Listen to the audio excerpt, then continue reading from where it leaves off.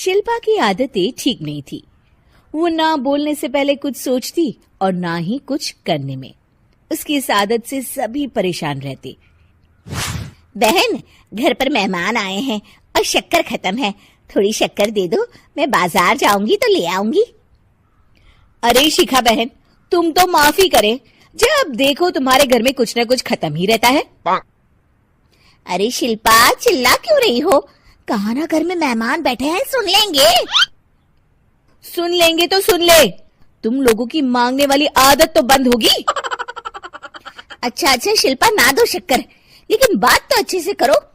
एक कटोरी शक्कर के लिए तुमने मेरी बड़ी बेइज्जती कर दी। शिल्पा बड़बड़ाते अंदर चली जाती है तो शिखा भी घर चली जाती है। माँ, क्या हुआ? अरे कुछ नहीं बेटा, पता नहीं कहां कहां से ऐसे पड़ोसी आ जाते हैं, जब देखो तब कुछ ना कुछ मांगने के लिए घंटी बजाते हैं। अब घंटी बजे तो दरवाजा ना खोलना। पता नहीं माँ की ये आदत कैसे बदलेगी, किसी को कुछ भी बोल देती है, बोलने से पहले सोचती भी नहीं। शिल्पा की ये आदत दिन ब दिन बढ़ती ही जा रही थी। एक दिन शिल्पा के दरवाजे सब्जी वाला आया। सुनो भैया, मुझे ये भिंडी, टिंडे, लौकी और आलू के साथ 1 किलो प्याज दे दो। जी बहन जी। वो एक एक कर सारा सामान पैक कर देता है। कितने पैसे दूं? 220 रुपए पूरे। अरे इतना महंगा नहीं। हाँ, मैं तो सिर्फ 150 दूंगी। नहीं, पैसे तो पूरे लूंगा, नहीं तो सब्जी वापस कर दो। ऐसे कैसे वापस कर दूंगी? मैं तो एक भी सब्जी वापस नहीं करूंगी। और हाँ, रही बात पैसों की, तो लेना है तो 150 ले लो, वरना मेरे मोहल्ले में घुसने तक नहीं दूंगी। हाँ। अरे नहीं बहन, हम लोग गरीब लोग हैं, ऐसा ना करो। पकड़ो ये 150 और दफा हो जाओ। शिल्पा की बेटी अंदर से ये सब देख रही थी। शिल्पा, तूने तो हद कर दी। बेचारा गरीब आदमी, उसका तो गुजारा ही इसी से होता है। बोलने से पहले सोचा कर बेटा। माँ, आप चुप रहो, घर चलाना बच्चों का खेल नहीं। और वैसे भी इतनी महंगी सब्जी थोड़ी ना होती है। आपको तो सिर्फ खाने से मतलब है, लेकिन मुझे तो सब सोचना पड़ता है ना। शिल्पा की सास ये बात सुनकर दुखी हो जाती हैं। शिल्पा की बेटी शिल्पा की ये सारी बातें सुन रही होती है।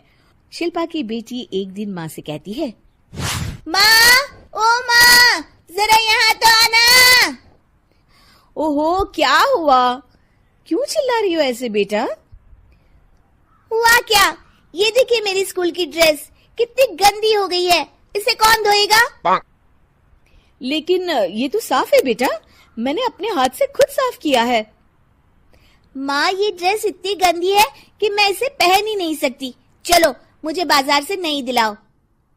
शिल्पा दुखी हो जाती है और वहां से चली जाती है कि तभी सामने उसकी सास मिल जाती है। शिल्पा, अरे ओ शिल्पा, ये क्या सब्जी बनाई है? ऐसे भी कोई सब्जी बनाता है? शिल्पा सास की इस हरकत से सख्ते में आ जाती है। अरे माँ को तो मैं जो बना दूं उन्हें वो पसंद आ जाता था, फिर आज वो ऐसा व्यवहार क्यों कर रही हैं?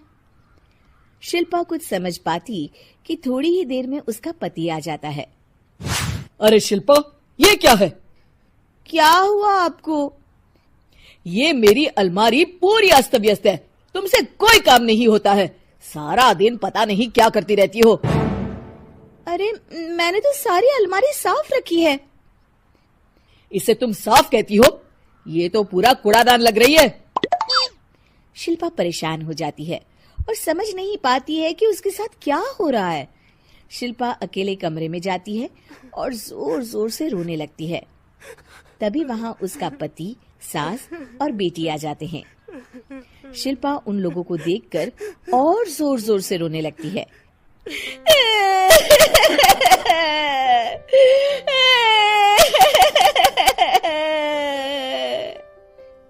कि तभी उसकी सास उससे कहती है, क्या हुआ? यहाँ बैठकर रोती रहोगी या फिर खाने को भी कुछ बनाओगी? माँ, पहले आप बताएं, आप लोगों को क्या हुआ है जो मुझसे ऐसा व्यवहार कर रहे हैं? वही हुआ है जो तुम्हें रोज होता है। मैं समझी नहीं। माँ, आज घर वालों ने आपसे बुरा व्यवहार किया तो आपको कितना बुरा लगा ना? हाँ, मुझे बहुत बुरा लगा। मुझे अच्छा नहीं लगता कोई मुझसे इस तरह से बात करे। सही कहा शिल्पा, जो चीज तुम्हें खुद के लिए अच्छी नहीं लगती वो तुम्हें दूसरों के साथ भी तो नहीं करनी चाहिए। बेटा, हम तुम्हारे अपने हैं, फिर भी तुम्हें अपनों की बात का बुरा लगा। लेकिन सोचो, जिन बाहर के लोगों से तुम ऐसा व्यवहार करती हो उन्हें कैसा लगता होगा। हाँ माँ, आप सच कह रही हैं। मैं आप लोगों से माफी मांगती हूँ। मुझे कड़वा नहीं बोलना चाहिए। मैं समझ गई, मैं आपकी हूँ इसलिए आप लोगों ने मुझे सुधरने का वक्त दिया और मेरा साथ दिया। लेकिन जिन बाहर के लोगों से मैं बुरा व्यवहार करती आई, वो लोग मेरे कड़वे बोल से कितने दुखी होते होंगे। मैं वादा करती हूँ, आज से ऐसा व्यवहार किसी के साथ नहीं करूंगी। सीख, हमें दूसरों के साथ वैसा ही व्यवहार करना चाहिए जो हम खुद के लिए अपेक्षा करते हैं।